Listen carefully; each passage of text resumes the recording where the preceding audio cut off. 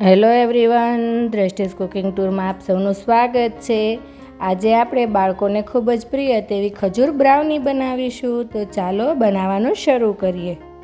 તેના માટે સોફ્ટ વેરાયટીનો 300 ગ્રામ ખજૂર લઈ લઈશું અને હવે તે ખજૂરના આપણે ઠળિયા કાઢી લઈએ। જો તમે મારી ચેનલમાં નવા આવ્યા હો અને તમને મારી રેસિપી ગમી હોય તો મારી ચેનલને સબસ્ક્રાઈબ કરવાનું ના ભૂલશો અને સાથે રહેલ બેલ આઇકનમાં જઈને ઓલનું બટન જરૂરથી દબાવજો, જેથી કરીને તમને મારી રેસિપીના નવા વિડીયોની નોટિફિકેશન મળતી રહે। અહીં ખજૂરના બિયા આપણે કાઢી લીધા છે, તો હવે આપણે તેને એક મિક્સર જારમાં લઈ એકવાર મિક્સરને ચલાવી લઈએ। આવું અધકચરું ક્રશ થાય ને ત્યારબાદ તેમાં આપણે 25 ગ્રામ જેટલા કાજુના ટુકડા અને 25 ગ્રામ જેટલા બદામના ટુકડા ઉમેરીએ। ત્યારબાદ આપણે તેમાં 4 ચમચી કોકો પાવડર ઉમેરીશું।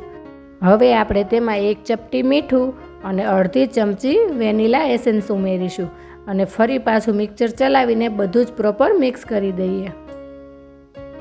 ખજૂર એકદમ સ્મૂથ થઈ જાય ને ત્યાં સુધી મિક્સર ચલાવીને એકદમ સરસ આવું તૈયાર કરી લઈશું। તો હવે આપણે એક ટ્રે લઈ લઈશું, તેમાં આપણે એલ્યુમિનિયમ ફોઇલ પેપર લગાવી દઈશું અને તેને ઘીથી ગ્રીસ કરી લઈશું। ત્યારબાદ તેમાં આપણે આ ખજૂરનું મિશ્રણ કાઢી લઈએ અને તેને એક સરખા લેવલમાં કરી લઈએ। હવે આપણે તેને પિસ્તાની કતરણથી ગાર્નિશ કરીએ અને ત્યારબાદ તેને સેટ થવા માટે 1 કલાક ફ્રીજમાં રહેવા દઈએ। 1 કલાક બાદ આપણે તેને બહાર કાઢી લઈશું અને તેના આપણે નાના ટુકડા કરી લઈએ। તો તૈયાર છે આપણે બાળકોને ખૂબ જ પ્રિય તેવી ખજૂર બ્રાઉની। તો એકવાર આ ખજૂર બ્રાઉની જરૂરથી બનાવજો અને કોમેન્ટમાં જણાવજો કે તમને આ ખજૂર બ્રાઉનીની રેસિપી કેવી લાગી અને આ સાથે મારી ચેનલને લાઈક, શેર અને સબસ્ક્રાઈબ કરજો।